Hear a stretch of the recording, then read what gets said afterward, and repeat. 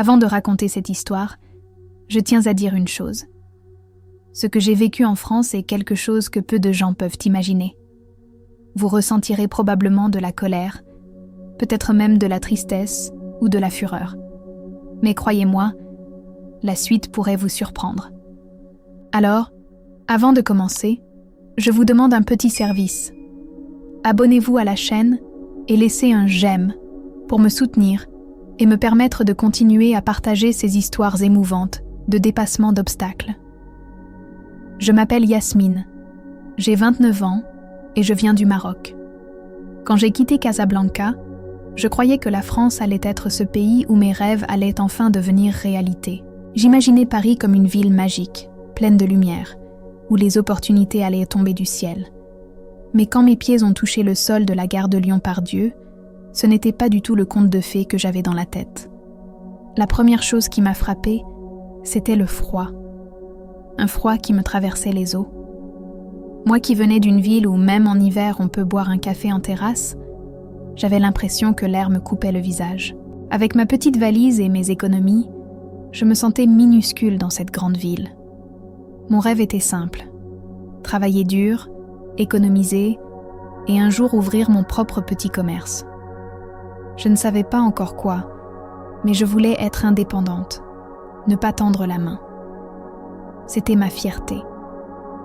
Au début, j'ai trouvé une chambre dans un foyer à Villeurbanne. Une petite chambre, lit grinçant, murs fins comme du papier, et voisins qui faisaient la fête jusqu'à 2h du matin. Mais bon, je me disais, Yasmine, sois patiente, c'est temporaire. J'ai commencé à chercher du travail. C'était plus compliqué que je pensais. J'ai envoyé des CV partout, supermarchés, restaurants, chantiers. La plupart du temps, pas de réponse. Et quand on me répondait, on me regardait avec méfiance. Comme si mon accent ou mon visage suffisait à dire que je n'étais pas la bonne candidate. Finalement, j'ai trouvé un petit boulot dans un kebab près de la place Gabriel-Péri. 10 heures debout par jour, payé au noir, aucune pause, et le patron qui criait sans cesse « Plus vite, Yasmine, les clients attendent !» Je serrais les dents, parce qu'au fond de moi, je savais que ce n'était qu'un début, que je devais encaisser. Un soir, une scène m'a marquée à jamais. Il était presque 22 heures, j'étais fatiguée, mes mains sentaient encore l'huile de friture. Une cliente est entrée, une femme blonde, élégante, sûrement habituée au restaurant chic. Elle a regardé le menu comme si c'était une honte de manger ici. Quand je lui ai tendu son sandwich, elle m'a regardé droit dans les yeux, puis elle m'a craché dessus. Mon cœur s'est figé. Je ne savais pas quoi faire. J'avais envie de hurler, de jeter mon tablier, mais je suis restée plantée là. Les autres clients ont fait semblant de ne rien voir. Mon patron, lui, a juste dit « Nettoie et continue de travailler ». Cette nuit-là, je suis rentrée dans ma chambre et j'ai pleuré comme une enfant. Je me sentais humiliée, écrasée. J'ai même pensé à rentrer au Maroc. Mais quelque chose en moi refusait de baisser les bras. Je me suis dite « Un jour, tu ne seras plus cette fille qu'on traite comme une poussière ». Les semaines suivantes, j'ai pris ma vie en main. J'ai commencé à économiser chaque centime. Pas de sortie, pas de vêtements neufs, juste travail et économie. Je notais tout dans un petit carnet, combien j'avais, combien il me manquait. J'avais une idée en tête. Ouvrir un petit restaurant marocain, un endroit où les gens pourraient goûter la vraie cuisine de chez moi. Bien sûr, ça semblait impossible. Je n'avais pas de papier solide, juste une carte de séjour temporaire. Les banques ne voulaient même pas me recevoir. « Revenez quand vous aurez plus de garanties », me disait-on. Mais je continuais à travailler, parfois 2 jobs en même temps. La journée dans le kebab, le soir à faire des livraisons à vélo dans les rues de Lyon, sous la pluie, sous le vent. Il y avait des jours où je rentrais épuisée, mes jambes tremblaient, mes mains étaient gelées. Mais chaque fois que je regardais mon carnet, je retrouvais de la force. Parce que là-dedans, ce n'était pas juste des chiffres, c'était mon avenir. Et puis, il y a eu une petite lumière. Un jour, en livrant une commande dans un petit café, j'ai discuté avec le propriétaire, un monsieur âgé d'origine italienne. Il m'a écouté raconter mon histoire et m'a dit « Tu sais, Yasmine, moi aussi je suis arrivée en France avec rien. Mais j'ai construit ma vie ici. Si tu veux, je peux te donner quelques conseils. » Ce fut le début d'une rencontre qui allait changer beaucoup de choses pour moi. Cet homme s'appelait Antonio. Il avait quitté la Calabre il y a 40 ans avec une simple valise comme moi. Il avait ouvert son café petit à petit, en travaillant jour et nuit. Sa phrase m'a marquée. « En France, on va te fermer des portes, Yasmine. Mais si tu persistes, il y en aura toujours une qui s'ouvrira. » À partir de ce jour, je passais souvent après mes livraisons pour parler avec lui. Il me donnait des conseils pratiques.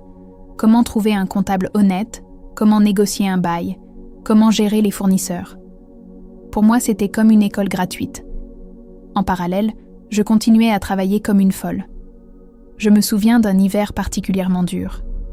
Il neigeait à Lyon. Je faisais des livraisons à vélo dans les pentes de la Croix-Rousse. Mes doigts étaient tellement gelés que je ne pouvais plus sentir le guidon. Mais dans ma tête, une voix répétait « Tiens bon, Yasmine, tiens bon ».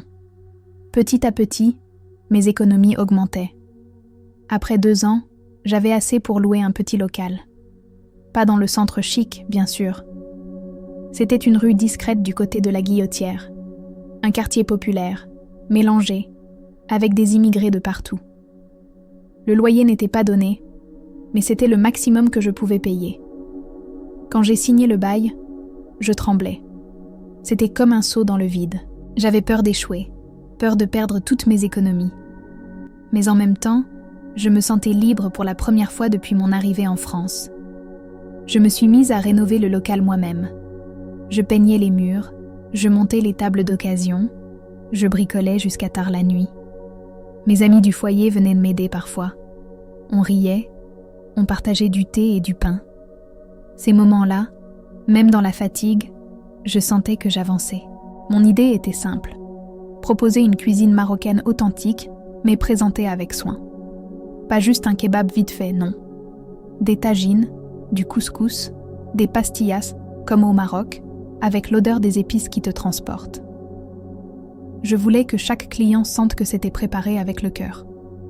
Le jour de l'ouverture, j'avais les mains moites. J'avais imprimé une petite pancarte, le goût de Casablanca. J'étais seule en cuisine, avec une amie à la caisse. Les premières heures, personne ne venait. Je regardais par la vitrine, anxieuse. Puis, une famille est entrée. Ils ont commandé un couscous. Je leur ai servi avec un sourire tremblant. Quand ils ont fini, ils m'ont dit « C'était délicieux. On reviendra. » J'ai senti mes yeux briller. C'était mon premier vrai succès. Mais bien sûr, tout n'a pas été facile. Certains voisins de la rue n'étaient pas contents de voir encore un restaurant d'immigrés. Un jour, une dame a passé devant ma vitrine en marmonnant. Ils envahissent tout, même ici. Ça m'a fait mal, mais je me suis dite « Réponds avec ton travail, pas avec tes mots ». La rumeur a commencé à circuler. Des étudiants, des familles, des travailleurs passaient à goûter mes plats. Le bouche à oreille a fait son effet. Petit à petit, j'ai vu mon restaurant se remplir. Et puis, un soir, quelque chose d'incroyable est arrivé. Alors que je servais un tagine à une table, j'ai reconnu un visage. C'était elle. La même femme qui, 2 ans plus tôt, m'avait craché dessus dans le kebab. Elle était assise avec 2 amis, élégante comme toujours. Elle n'a pas semblé me reconnaître tout de suite. Quand je me suis approchée pour prendre la commande, nos regards se sont croisés. Je l'ai vue hésiter, comme si une mémoire lointaine lui revenait. Moi, je suis restée calme, avec un sourire professionnel. J'ai noté sa commande, puis je suis retournée en cuisine. Mon cœur battait vite. Une part de moi voulait lui rappeler cette humiliation, lui dire « Tu te souviens ? C'était moi, cette jeune immigrée que tu as méprisée. » Mais une autre part de moi murmurait « Laisse-la. Aujourd'hui, tu n'as pas besoin de vengeance. Ton succès parle pour toi. » Je lui ai servi son repas comme à n'importe quel client.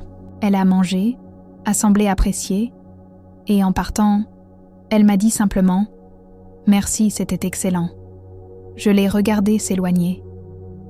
Et à cet instant, j'ai senti une force incroyable en moi.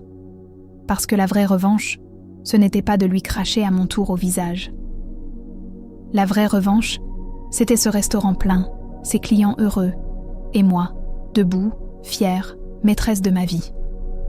Après ce soir-là, je n'ai plus jamais repensé à cette femme de la même manière. Pour moi, elle était devenue un symbole, le rappel de mes humiliations passées, mais aussi la preuve que le temps change tout. Et chaque fois que je la voyais assise dans mon restaurant, car oui, elle est revenue plusieurs fois, je ressentais une étrange paix intérieure, comme si la vie elle-même m'avait rendu justice. Mais attention, je ne vais pas vous mentir. Ouvrir un restaurant, ce n'est pas un conte de fées. Les débuts ont été remplis de stress. Chaque jour, je devais courir entre les fournisseurs, les factures, les clients difficiles et les contrôles sanitaires. Je dormais à peine 4 ou 5 heures par nuit. Parfois, je m'écroulais sur une chaise dans la cuisine après le service, les yeux brûlants, le corps en feu. Un des plus gros défis, c'était les finances. Oui, le restaurant commençait à marcher, mais il y avait des moments creux. Les premiers mois d'hiver, quand les gens préféraient rester chez eux, j'ai vu mes tables vides. Je me demandais, est-ce que j'ai fait une erreur? Est-ce que je vais tout perdre? Je n'avais pas encore de réputation solide. Et dans ce domaine, un mauvais mois peut suffire à t'enterrer. J'ai pensé à fermer plusieurs fois. Mais je me souvenais de tout ce que j'avais traversé pour arriver là. Je me répétais, Yasmine, tu n'as pas quitté ton pays. Tu n'as pas souffert toutes ces humiliations pour abandonner maintenant. Alors, j'ai redoublé d'efforts. J'ai commencé à me lever plus tôt pour aller acheter moi-même les légumes frais au marché de la Croix-Rousse. J'apportais des produits de qualité. Je faisais des plats encore plus généreux. Je décorais les assiettes avec soin, comme si chaque repas devait être une petite fête. Et peu à peu, les clients fidèles sont revenus. Certains me disaient « Yasmine, ton couscous, c'est comme celui de ma grand-mère, mais avec une touche différente. » Ces mots, croyez-moi, valaient plus que l'argent, parce qu'ils signifiaient que je n'étais pas juste une immigrée qui servait à manger, mais une cuisinière reconnue pour son savoir-faire. Mais avec la réussite vient aussi la jalousie. Dans la rue, un autre restaurateur français n'appréciait pas mon succès. Il tenait une brasserie à 2 pas et ses clients commençaient à préférer venir chez moi. Un jour, il est entré dans mon restaurant, l'air froid, et m'a lancé « Profite tant que tu peux, ça ne durera pas ». Ces mots m'ont glacé, parce qu'en France, les contrôles administratifs peuvent tomber à tout moment.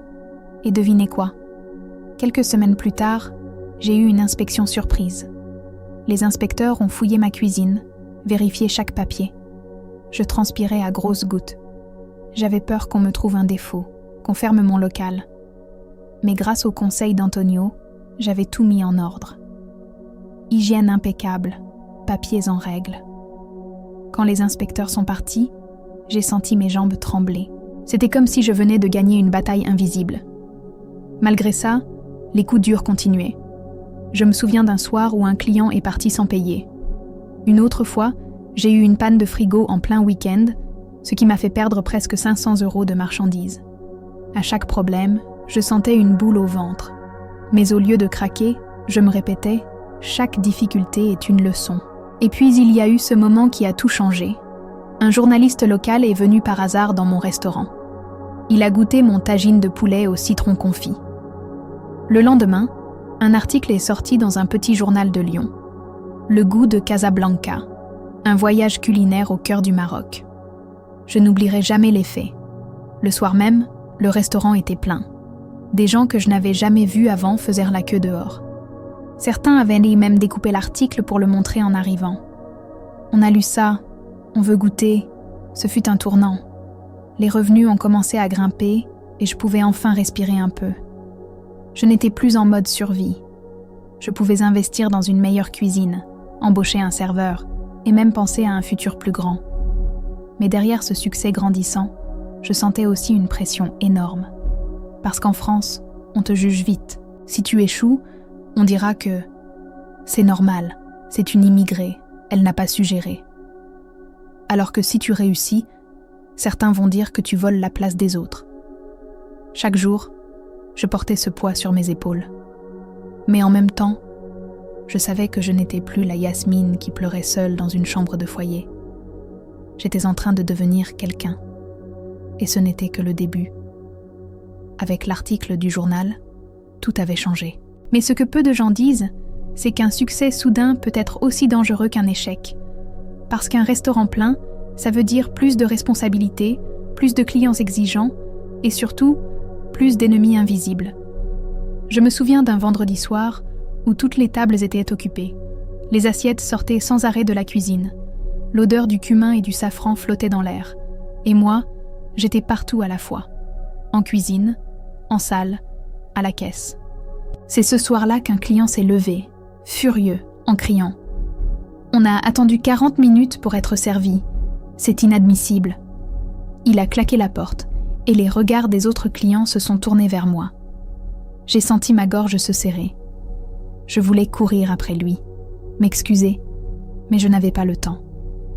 Ce soir-là, en rentrant chez moi, je me suis demandé « Est-ce que je suis capable de gérer ce succès ?» C'est là que j'ai compris que je ne pouvais plus continuer seule. J'ai recruté 2 jeunes étudiants maghrébins qui cherchaient un petit boulot, Karim et Anis. Ils n'avaient pas d'expérience, mais ils avaient la motivation. On travaillait comme une petite famille. Et eux aussi me rappelaient mes débuts. Perdus, un peu maladroits, mais avec une grande soif de réussir.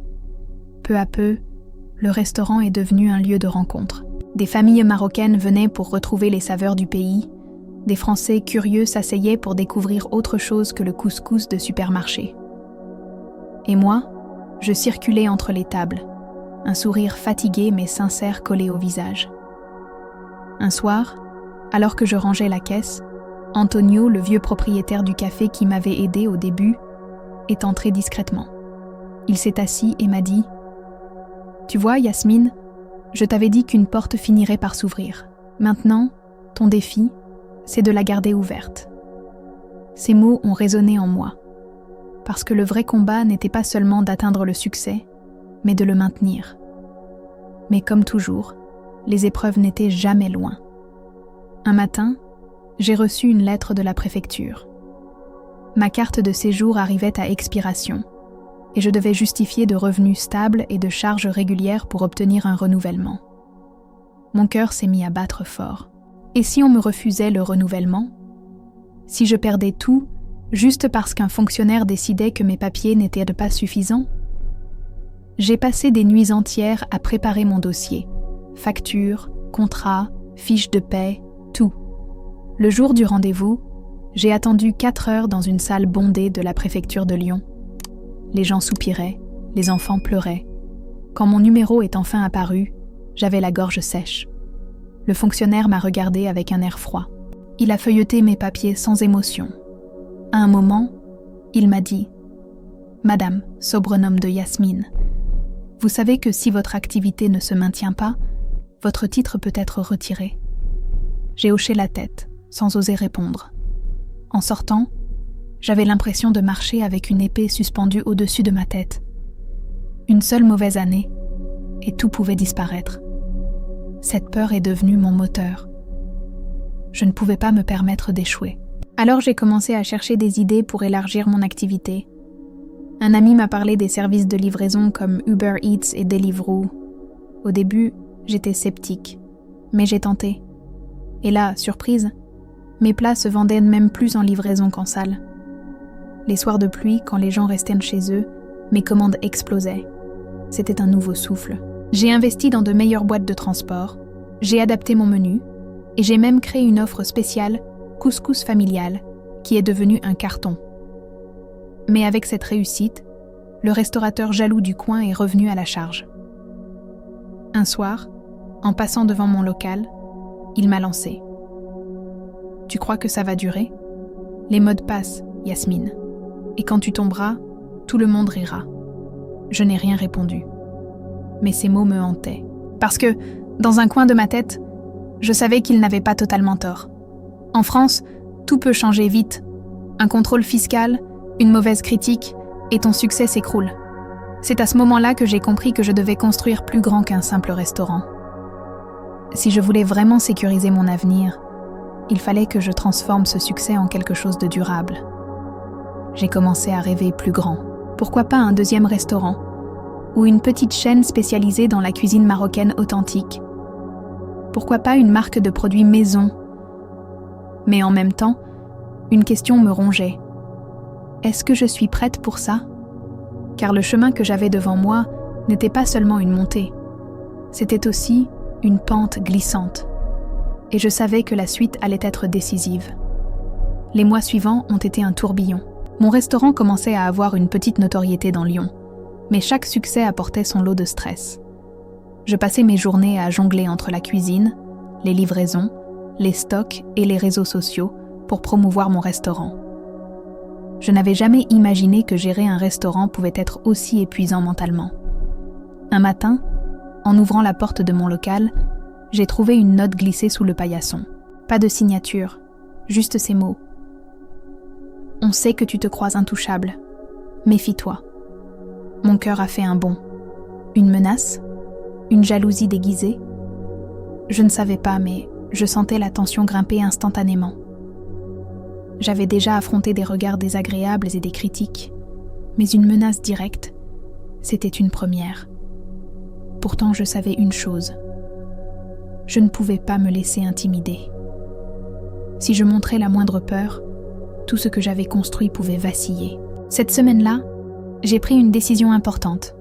Renforcer mon équipe et sécuriser mon restaurant. J'ai embauché une jeune chef marocaine, Rachida, et un serveur expérimenté, Julien, qui connaissait les rouages des restaurants lyonnais. Avec eux, j'avais l'impression de pouvoir respirer un peu. Mon quotidien était toujours stressant, mais je sentais que je n'étais plus seule dans la bataille. En parallèle, j'ai commencé à réfléchir à une expansion. J'avais maintenant une base solide, des clientes fidèles et une réputation croissante. Pourquoi ne pas ouvrir un deuxième établissement? Un endroit plus moderne, plus grand, capable d'accueillir encore plus de clients et de livrer dans tout Lyon. Mais un projet comme ça demandait beaucoup d'argent. Mes économies ne suffisaient pas, et les banques étaient réticentes face à une jeune immigrée sans garantie solide. C'est à ce moment que j'ai rencontré Sophie, une entrepreneuse française spécialisée dans l'accompagnement des jeunes restauratrices. Elle est venue goûter mes plats, a aimé mon concept et m'a proposé un partenariat pour m'aider à obtenir un financement et lancer le deuxième restaurant. Son soutien a été un vrai tremplin, mais cela impliquait de partager une partie du contrôle et de prendre des décisions stratégiques avec elle. J'étais partagée. D'un côté, c'était une opportunité en or. De l'autre, l'idée de perdre un peu de liberté sur mon propre restaurant me pesait. Mais après plusieurs nuits de réflexion, je me suis dite « Yasmine, si tu veux vraiment grandir, tu dois accepter ce risque. » Pendant que je préparais le dossier bancaire, les tensions avec le restaurateur jaloux du coin ont augmenté. Il a commencé à poster des avis négatifs sur les plateformes, à répandre des rumeurs dans le quartier. Certains clients ont hésité à revenir, mais je ne me suis pas laissée abattre. Avec l'aide de mes clients fidèles et de mon équipe, j'ai répondu avec professionnalisme, en améliorant encore la qualité de mon service et de mes plats. L'un des moments les plus stressants a été le contrôle fiscal, qui est tombé exactement la semaine où je présentais mon projet de deuxième restaurant à la banque. Je me souviens être restée assise sur le trottoir devant la préfecture, à respirer profondément, le dossier sous le bras, en me disant « ça ne peut pas échouer maintenant ». Pas après tout ce chemin. Heureusement, tout était en règle grâce au conseil d'Antonio et à ma rigueur. Les inspecteurs sont partis sans problème, et j'ai pu présenter mon projet à la banque. Après des heures d'attente et de négociation, j'ai obtenu le financement. Mon deuxième restaurant allait voir le jour à Villeurbanne, dans un quartier en pleine gentrification. Mais avec cette réussite naissante, de nouvelles responsabilités se sont imposées. Je devais gérer 2 établissements, superviser les équipes, m'assurer que la qualité restait constante et continuer à livrer dans toute la ville. J'avais l'impression de courir constamment, mais chaque victoire me donnait un élan incroyable. C'est aussi à cette période que j'ai commencé à attirer l'attention des médias locaux. Une journaliste est venue faire un reportage sur mon restaurant pour une émission culinaire. Je me souviens du stress avant le tournage. Mes mains tremblaient et je me répétais que tout devait être parfait. Mais quand l'émission est passée, les réactions ont été incroyables. Les réservations ont explosé et le restaurant a commencé à devenir une référence pour la cuisine marocaine authentique à Lyon. Malgré tout, je n'ai jamais oublié mes débuts humiliants. La femme qui m'avait craché dessus m'est revenue en tête plus d'une fois. Mais maintenant, ce n'était plus un souvenir douloureux. C'était un symbole de mon parcours. Chaque difficulté, chaque humiliation, chaque nuit passée à travailler sans relâche m'avait conduite jusqu'ici. Et je savais que la prochaine étape allait être décisive. Consolider cette réussite, protéger mon entreprise contre la jalousie et les obstacles, et surtout, transformer ce succès en quelque chose de durable pour les années à venir. Avec l'ouverture de mon 2e restaurant à Villeurbanne, ma vie avait pris un tournant que je n'aurais jamais osé imaginer à mes débuts. Mais cette ascension n'était pas sans sacrifice. Mes journées commençaient à 6h du matin et se terminaient parfois à 1h du matin, entre les commandes, la gestion des équipes et la supervision des livraisons. Mes muscles hurlaient, mes yeux piquaient et mon corps entier me rappelait que je n'étais plus dans la survie, mais dans la construction. Un soir, alors que je fermais tard, j'ai entendu des éclats de voix dans la rue. Un petit groupe de jeunes du quartier s'en prenait à mes employés. Ils riaient, bousculaient les tables à l'extérieur et faisaient tomber quelques pots de fleurs. Karim, l'un de mes serveurs, a essayé de calmer la situation, mais la tension montait. Mon cœur battait à 100 à l'heure. Je savais que je devais intervenir, mais je ne voulais pas aggraver les choses. Je suis sortie calmement, les mains visibles, et j'ai dit d'une voix ferme : « Laissez mes employés tranquilles. » Ils ont ri, pensant probablement que je n'étais qu'une immigrée sans défense. Mais j'ai gardé mon calme, et après quelques minutes de silence tendu, ils sont partis. Ce moment m'a marqué. Parce qu'en France, parfois, il faut savoir se faire respecter sans violence. Et ce soir-là, j'ai senti que ma présence et mon attitude avaient suffi. Mais derrière ce calme apparent, une autre tempête se préparait. La presse locale commençait à s'intéresser à mon expansion rapide. Certains journalistes étaient curieux, d'autres jaloux. Un article a été publié mentionnant que la jeune immigrée marocaine avait réussi à conquérir la ville avec son couscous. Si certains clients m'ont félicité, d'autres restaurateurs ont vu en moi une menace et ont commencé à créer des rumeurs, essayant de ternir ma réputation. Un soir, alors que je terminais le service, j'ai reçu un message étrange. « Méfie-toi, Yasmine. Tout ce que tu as construit pourrait tomber d'un instant à l'autre. » Cette fois, ce n'était plus une note anonyme sous la porte. C'était un texto, direct, menaçant. J'ai senti un frisson me parcourir. Qui pouvait être derrière ça ? Le restaurateur jaloux ou quelqu'un d'autre ? Je ne le saurais jamais avec certitude. Mais ce que je savais, c'est que je devais rester concentrée. Mon restaurant, mes employés et ma famille dépendaient de moi. Pour sécuriser mon entreprise, j'ai commencé à diversifier mes activités. J'ai créé des partenariats avec des traiteurs pour des événements privés, lancé un service de livraison de repas pour les entreprises et même pensé à un petit atelier de cuisine pour les passionnés qui voulaient apprendre à préparer des plats marocains authentiques. Ces initiatives ont renforcé mon chiffre d'affaires et m'ont donné une plus grande visibilité.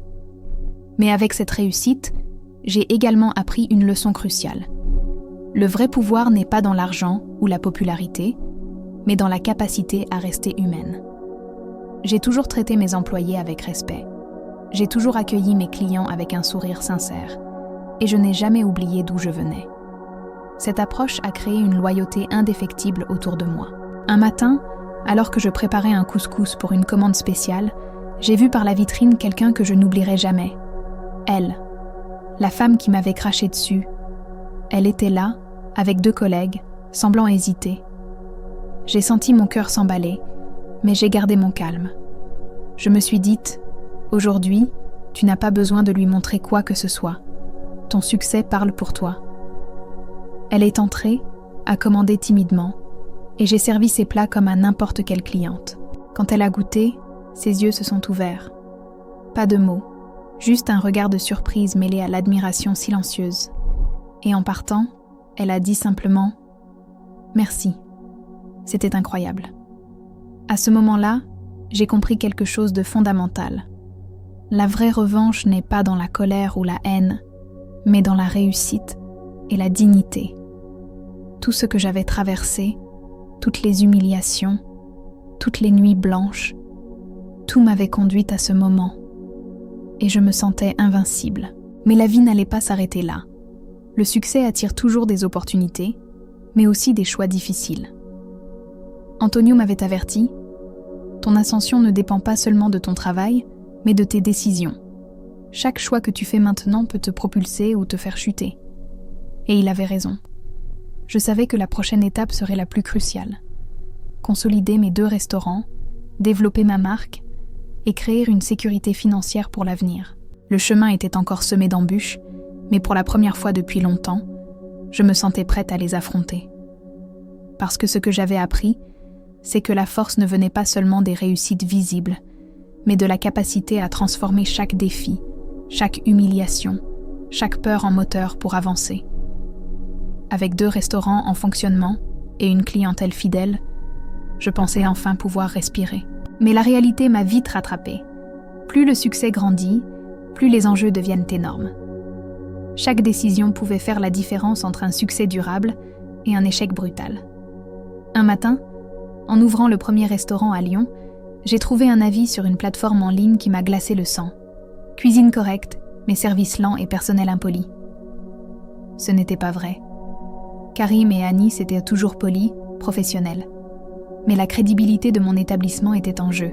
Les avis négatifs peuvent se propager comme un feu en France, surtout à Lyon, où la compétition entre restaurants est féroce. Je sentais mon estomac se nouer, mais j'ai refusé de paniquer. J'ai décidé d'agir rapidement. J'ai réuni toute l'équipe, expliqué l'importance de chaque détail. Sourire, rapidité, accueil. Puis, j'ai lancé une petite campagne sur les réseaux sociaux, invitant les clients satisfaits à partager leur expérience. La réponse a été incroyable. Les vrais clients ont pris la parole, et le commentaire négatif s'est rapidement noyé dans une vague d'éloges sincères. Mais cette victoire temporaire m'a fait réfléchir. Je ne pouvais pas dépendre seulement de ma réputation sur le web. Il fallait renforcer la qualité et l'image de mes restaurants. J'ai commencé à investir dans une décoration plus chaleureuse, des uniformes soignés pour le personnel et un menu légèrement révisé pour ajouter des plats signatures. Chaque détail comptait. En parallèle, une nouvelle opportunité s'est présentée. Un marché local voulait organiser un festival culinaire et il cherchait des restaurateurs pour présenter leurs spécialités. C'était parfait pour promouvoir mes restaurants et attirer de nouveaux clients. Mais participer signifiait mobiliser toute l'équipe et investir une partie de mes profits. J'ai hésité. Mes restaurants fonctionnaient bien, mais le risque était réel. Une mauvaise organisation pourrait nuire à ma réputation. Après plusieurs nuits sans dormir, j'ai pris la décision. On y va. J'ai préparé des échantillons, ajusté les recettes, entraîné mon personnel, et le jour J, nous étions prêts. Le festival a été un tournant. Les gens ont adoré mes plats, et certains journalistes culinaires ont même pris des photos pour des articles. Les clients ont afflué dans mes restaurants dans les jours qui ont suivi, et j'ai senti une confiance énorme en moi et en mon projet.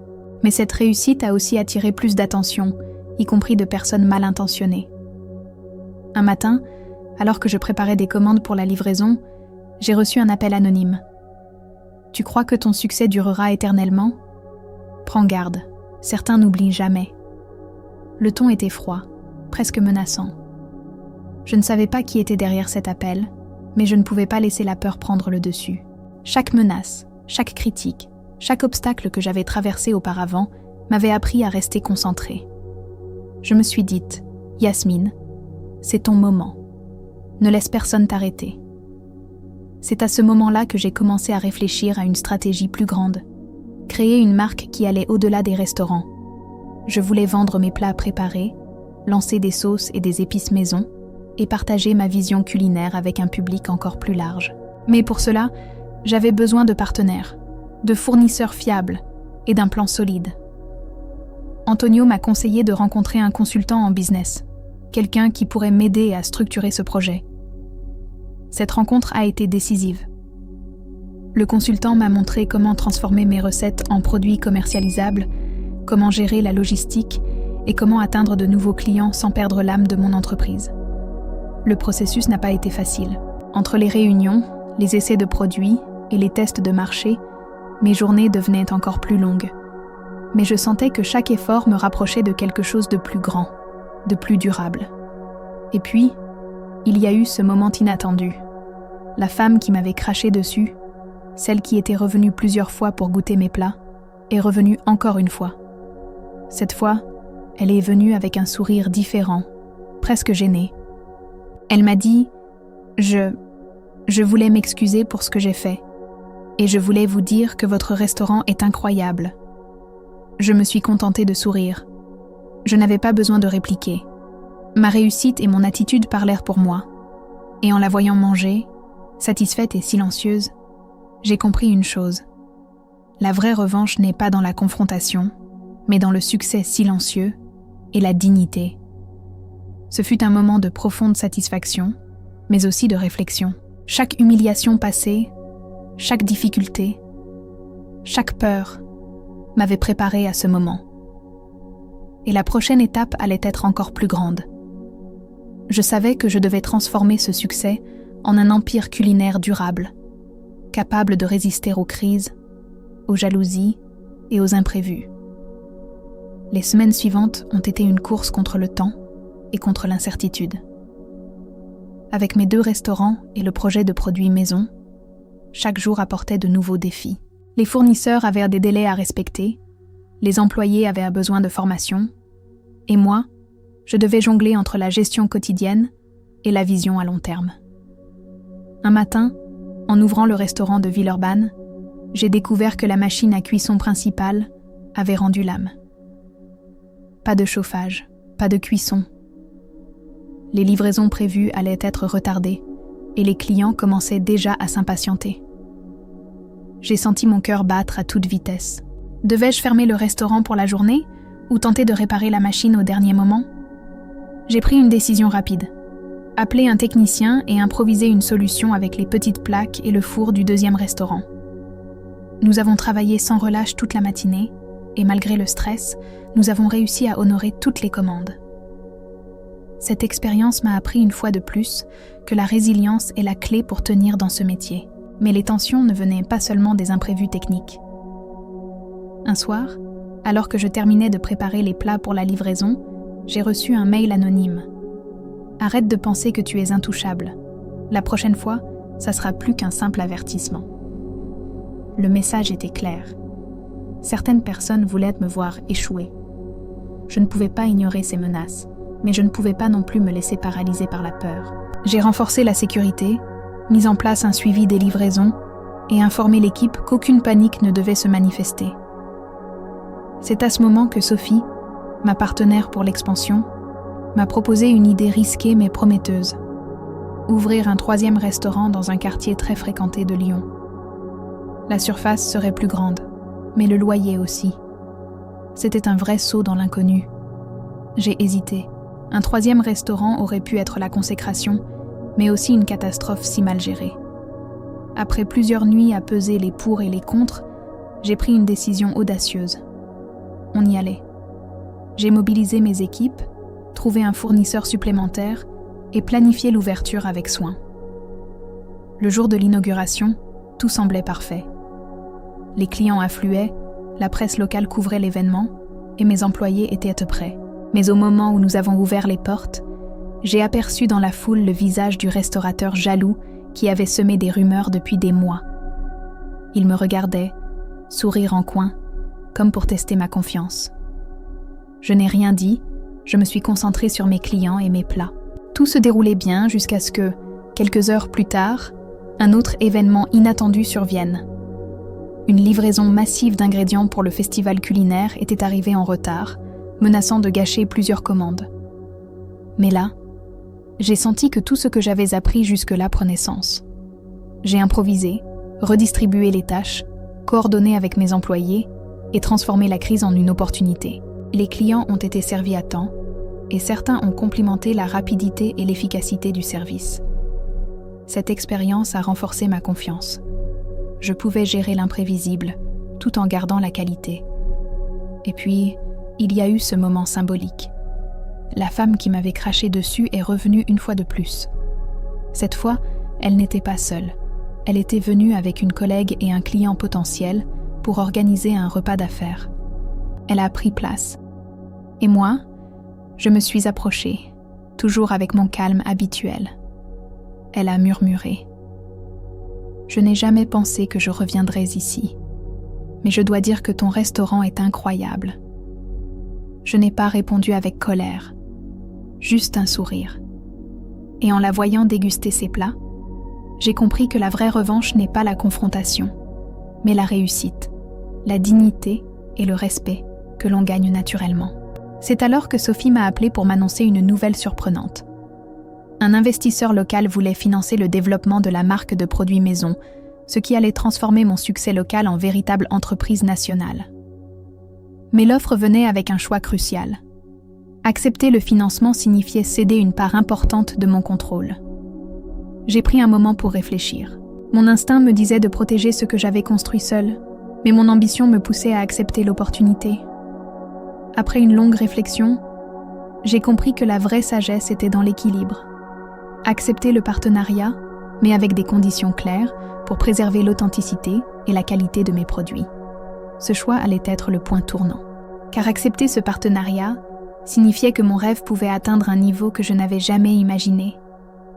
Mais cela impliquait aussi de faire confiance à des étrangers avec quelque chose de très précieux.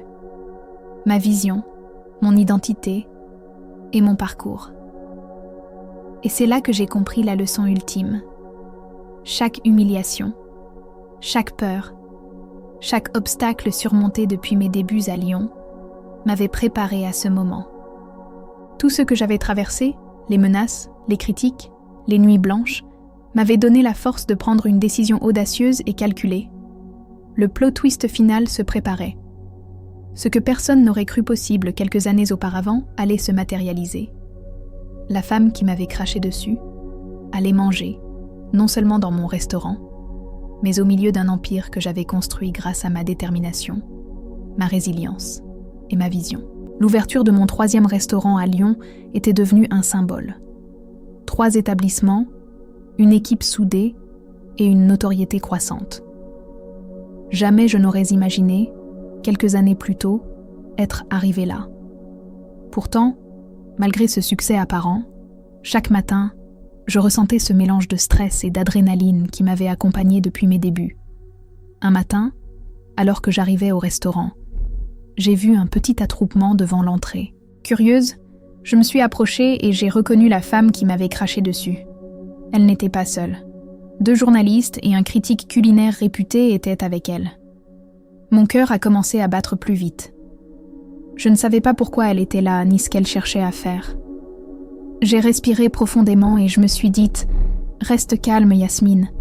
Ton travail parle pour toi. » Elle est entrée dans le restaurant, s'est assise à une table et a commandé le plat signature, le couscous royal que j'avais perfectionné après des mois d'essai. Je l'ai servi moi-même, comme je le fais toujours pour mes clients. Quand elle a goûté, j'ai vu ses yeux s'élargir. Un mélange de surprise, de respect et, étrangement, d'admiration. « C'est incroyable. Je n'ai jamais goûté quelque chose d'aussi authentique, » a-t-elle murmuré. Je me suis contentée de sourire, sans répondre. Cette fois, il ne s'agissait plus de moi cherchant à prouver quoi que ce soit. Ma réussite et la qualité de mon travail parlaient pour moi. Mais ce moment n'était qu'une partie de l'histoire. Dans la semaine qui suivit, un investisseur national m'a contacté suite à un article de presse sur mes restaurants.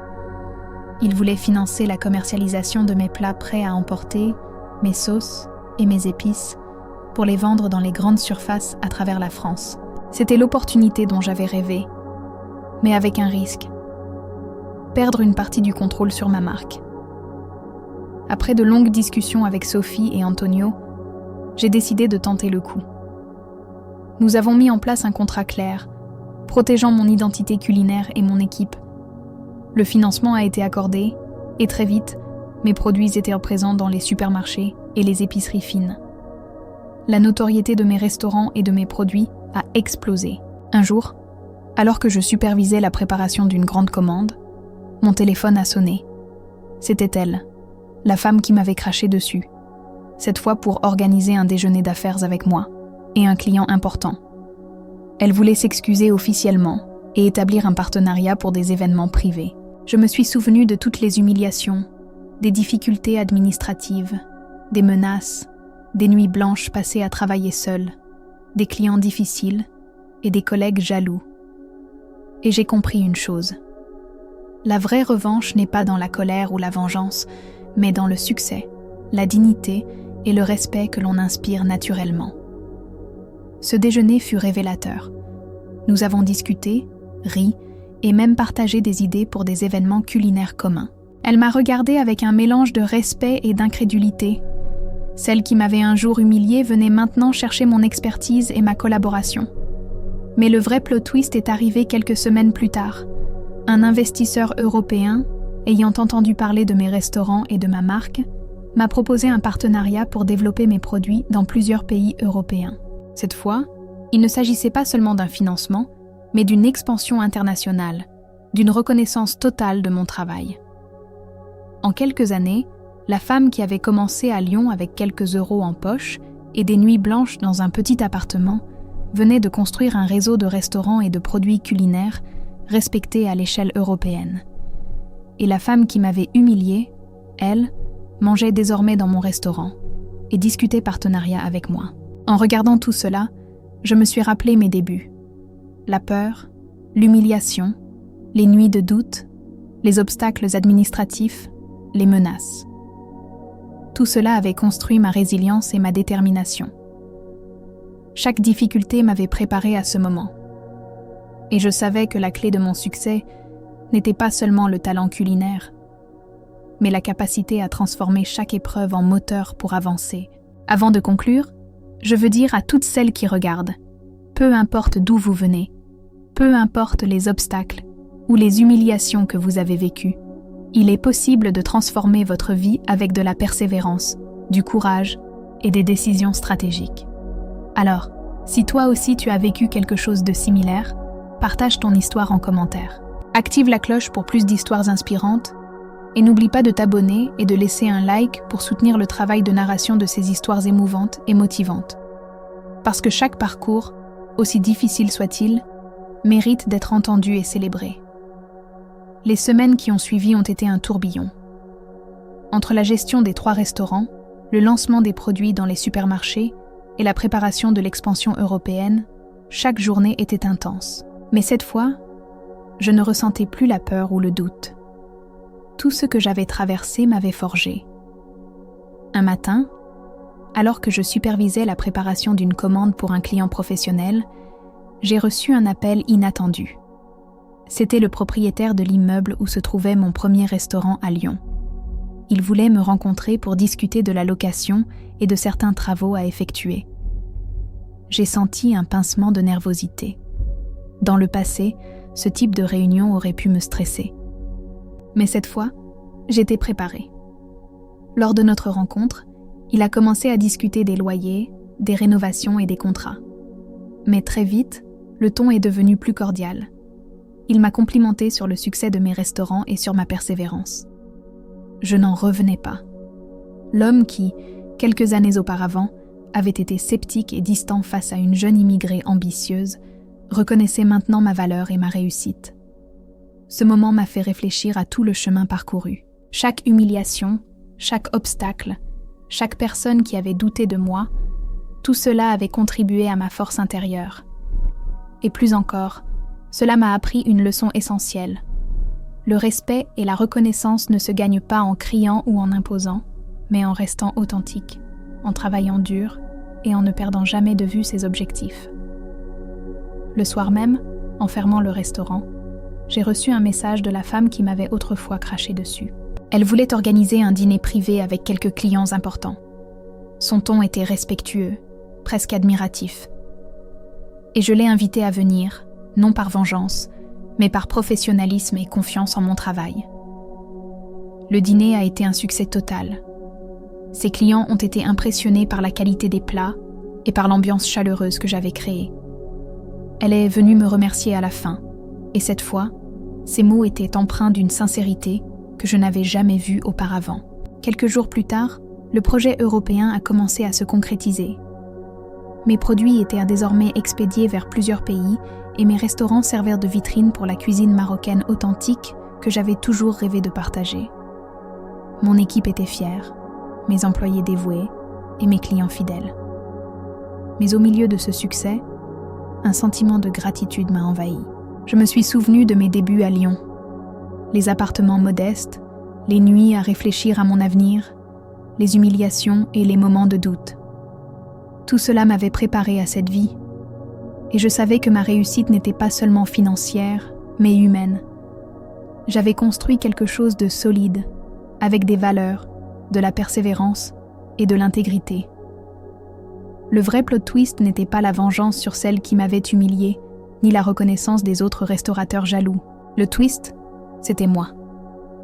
Moi, qui avais transformé chaque obstacle, chaque critique et chaque peur en moteur pour réussir. Moi, qui avait transformé un rêve fragile en une réalité solide et respectée. En fermant le restaurant ce soir-là, je me suis assise un moment et j'ai réfléchi. La vie d'immigré en France n'est jamais simple. Il y a des défis, des moments d'humiliation et parfois un sentiment d'injustice. Mais il y a aussi des opportunités pour celles qui persistent, qui travaillent dur et qui gardent leur vision. À toutes celles qui regardent cette vidéo, je veux dire, peu importe d'où vous venez, peu importe les obstacles que vous rencontrez, votre parcours peut devenir une histoire de succès. Ne laissez jamais personne vous faire douter de votre valeur. Et surtout, souvenez-vous que la vraie revanche et la vraie réussite se construisent avec le temps, le travail et l'authenticité. Aujourd'hui, je regarde mes restaurants, mes produits sur les étagères et mon équipe fidèle. Et je sais que tout ce que j'ai traversé en valait la peine. La femme qui m'avait humiliée mange désormais dans mes restaurants, mais ce n'est pas ce qui me satisfait le plus. Ce qui compte vraiment, c'est la paix intérieure, la fierté de mon parcours et la certitude que mes efforts ont porté leurs fruits. Avant de conclure, je veux vous inviter, toi qui regardes, à partager ton expérience. Commente en bas. Quel a été ton plus grand défi en tant qu'immigré en France ? Partage si toi aussi tu as réussi à transformer des obstacles en opportunités. Et surtout, active la cloche, laisse un like et abonne-toi pour découvrir d'autres histoires inspirantes qui montrent que la persévérance et la détermination peuvent changer une vie. Parce qu'au final, ce n'est pas seulement l'argent ou la reconnaissance qui compte, mais la transformation personnelle, la dignité et la capacité à surmonter toutes les difficultés pour atteindre ses rêves. Yasmine avait commencé avec presque rien, mais elle avait construit un empire culinaire fondé sur la résilience, la stratégie et le respect de soi. Et c'est cela, la vraie réussite.